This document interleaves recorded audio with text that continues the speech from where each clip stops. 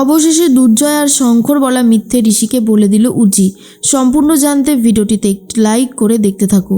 গল্পের শুরুতেই দেখা যায় উজি সবটা বুঝতে পারছে যে কে তাদেরকে ঠকিয়েছে, এসবের পিছনে ঠিক কে আছে।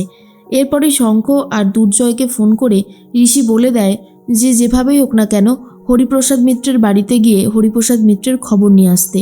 তখন দুর্জয় বলে ঠিক আছে তুমি চিন্তা করো না, আমি হরিপ্রসাদ মিত্রের বাড়িতে যাব আর খবর নিয়ে আসবো। এই বলেই ফোনটা কেটে দেয়। শঙ্খ তখন বলে মেসোমশাই এখনই সেই সময়টা যখন ঋষিকে জানিয়ে দেব যে হরিপ্রসাদ মিত্র আর বেঁচেই নেই। তখনই দুর্জয় বলে আরে পাগল নাকি, এখন এই কথাগুলো বললে ফেঁসে যাব। হরিপ্রসাদ মিত্র যে নেই সেসব বলার কোনো দরকার নেই, বলবো যে ওনার বড় মেয়ের বিয়ে হয়ে গেছে, উনি ওনার ছোটো মেয়েকে নিয়ে কোথাও একটা চলে গেছে, কিন্তু কোথায় গেছে সেটা কেউ জানে না। এইটাই বলতে হবে, বুঝতে পারলে তো, না হলে সর্বনাশ হয়ে যাবে। একদিকে হরিপ্রসাদ মিত্র নেই, অন্যদিকে জমিতে বম ব্লাস্ট হয়েছে, দুয়ে দুয়ে চার করে ফেললে বুঝতে পারছো কি হবে। না এটা বলা যাবে না। এর মধ্যেই ঋষি বারবার করে ফোন করতে থাকে, কিন্তু কোনোভাবেই আর খবর পাচ্ছে না। এরপর উজি বলে আপনি চাটা খান, একটু ঠান্ডা হয়ে বসুন। এইরকমভাবে ছটপট করলে কি করে হবে বলুন তো। ঋষি তখন বলে বুঝতে পারছি না যে এই সবের পিছনে ঠিক কারা রয়েছে, কে এই সব কিছু করছে, আমাদের পরিবারটার পিছনে কারা আদা জল খেয়ে লেগে পড়েছে। এরপর দুর্জয় ফোন করেছে আর ফোন করে বলে ঋষি বলছিলাম যে হরিপ্রসাদ মিত্রর কোনো খবর নেই, উনি ওনার বড় মেয়ের অনেক বড় বাড়িতে বিয়ে দিয়েছেন, সে একেবারে সুখে শান্তিতে সংসার করছে, আর হরিপ্রসাদ মিত্র তার ছোট মেয়েকে নিয়ে কোথাও একটা রয়েছে, কিন্তু কোথায় রয়েছে সেই খবর খুব একটা পাইনি। তখনই ঋষি বলে না উনি তো এমন মানুষ না, তবে কি আমার চিনতে কোথাও ভুল হয়েছিল। তখন জ্যোতি মানে উজি বুঝতে পারে দুর্জয় আর শঙ্খ ঠিক কত বড় মিথ্যে কথা বলল, কারণ এর সত্যিটা তো সবথেকে ভালো জানে উজি, কারণ হরিপ্রসাদ মিত্রের ছোট মেয়ে তো ব্যানার্জি বাড়িতেই রয়েছে। তার মাঝখানেই দেখা যায় কলেজে স্কুলে সব জায়গাতে গিয়েই চেষ্টা করছে হরিপ্রসাদ মিত্রের মেয়েদের ছবি দেখার জন্য। কলেজে এরপরে চলে এসেছে স্কুলে এসে প্রিন্সিপাল স্যার বলে যে এক কাজ করুন, নামটা বলুন, কার নামে সার্চ করব। কিন্তু হরিপ্রসাদ মিত্রের মেয়েদের যে কী নাম সেটা তো জানেই না, তাই বলতেও পারছে না। তখন স্যার বলে আরে কিছু তো বলুন, রোল নাম্বার বা কিছু। তখন শঙ্খ বলে শুধু বাবার নামটাই জানি হরিপ্রসাদ মিত্র। এরপর স্যার বলে ওভাবে বাবার নাম মিলিয়ে বার করা সম্ভব নয়। এরপরেই দুর্জয় আর শঙ্খ স্কুল থেকেও ফিরে আসে, কোনোভাবেই জানতে পারে না।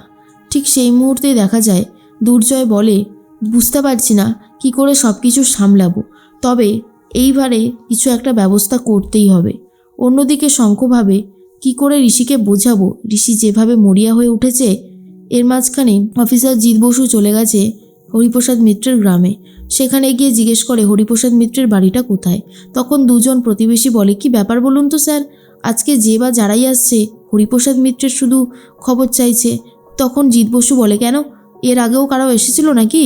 তখন তারা বলেন হ্যাঁ এসেছিল তো, তারা হরিপ্রসাদ মিত্রের মেয়েদের খবর চাইছিল। এর মধ্যে জিৎ বসু বলে বাড়িটা কোন দিকে, তার বাড়িটা তো দেখিয়ে দেয়।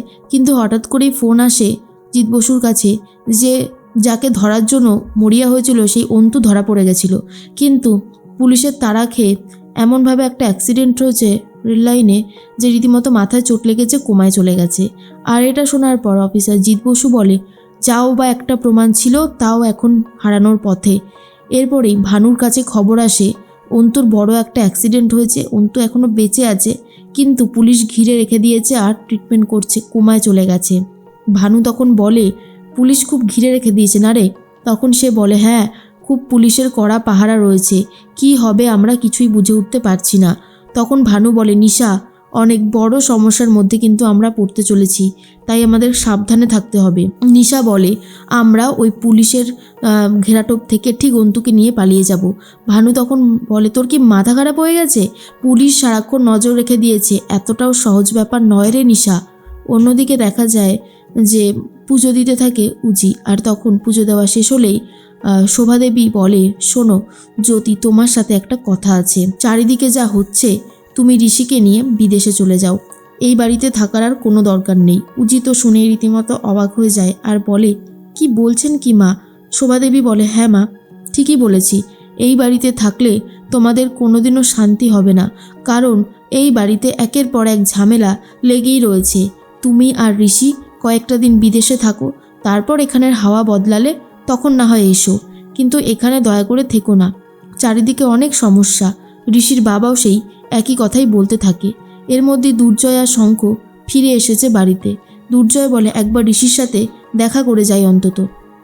এরপরই চলে এসেছে আর বলে, ও দিদি ভাই, কিছু খাবার টাবার পাওয়া যাবে? তখন জ্যোতি সামনে এসে দাঁড়ায় আর বলে, কি ব্যাপার জ্যোতি, কোনো খাবার টাবার আছে নাকি? এরপর জ্যোতি দুজনকে 2 গ্লাস জল দেয় আর বলে, হরিপ্রসাদ মিত্রকে নিয়ে যে খবর আপনারা দিলেন সেটা সম্পর্কে আপনারা নিশ্চিত? আর এটা শোনার পর তখনই দুর্জয় বলে, হ্যাঁ নিশ্চিত বলেই তো বলছি।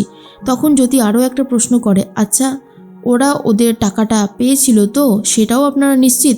ঐশী বলে, হ্যাঁ 60 লক্ষ টাকা দেওয়া হয়েছিল ক্যাশ, প্রমাণও তো আছে। কিন্তু জ্যোতি বুঝতে পেরে যায় সেই প্রমাণটা কোনোভাবে আর তারা দেখাতে পারবে না, সেটা যদি দেখায়ও ফলস, কারণ টাকার জন্যই আমার বাবা শেষ হয়ে গিয়েছিল। তার মানে দুর্জয় আর শঙ্খ এইসবের পিছনে রয়েছে। এর মধ্যে ঋষি এসে জিজ্ঞেস করে আর বলে, মেশো, তাহলে হরিপ্রসাদ মিত্রের কোনো খবর পাওয়া গেল না তাই না? তখন মেশো বলে, না ঋষি, কোনো খবরই তো সেরকমভাবে পেলাম না। তুমি চিন্তা করো না, আমরা চেষ্টা করছি, দেখছি কতদূর কি করতে পারি। এর মাঝখানেই নিশা ভাবে যেভাবেই হোক অন্তুকে তুলতে হবে। ভানু বলে, ভাই তুই আর রিস্ক নিস না, অনেক বড় সমস্যার মধ্যে পড়ে যাবি কিন্তু। চারিদিকে পুলিশ ভীষণভাবে উঠে পড়ে লেগেছে আসল অপরাধীকে ধরার জন্য। আমাদের যে গ্রুপটা ছিল সেটা কিন্তু ভেঙে গেছে, অনেকজন অ্যারেস্ট হয়েছে, তারা যদি একবার আমাদের নাম বলে দেয় সব শেষ। নিশা কি করবে বুঝতে পারছিল না। আর ঠিক তখনই ভানু বলে, অবশ্য তোর সাথে তো এখন অফিসার জিৎ বসুর খুবই ভালো সম্পর্ক।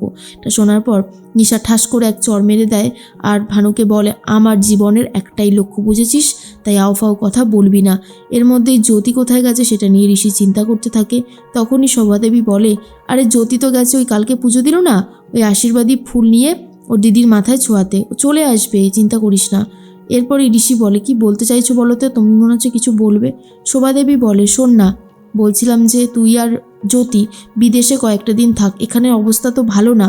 কিন্তু ঋষি কোনোভাবেই বিদেশে যেতে চায় না আর বলে, আমার পক্ষে বিদেশ যাওয়া সম্ভব নয়, আমি তোমাদের সাথে এখানেই থাকবো।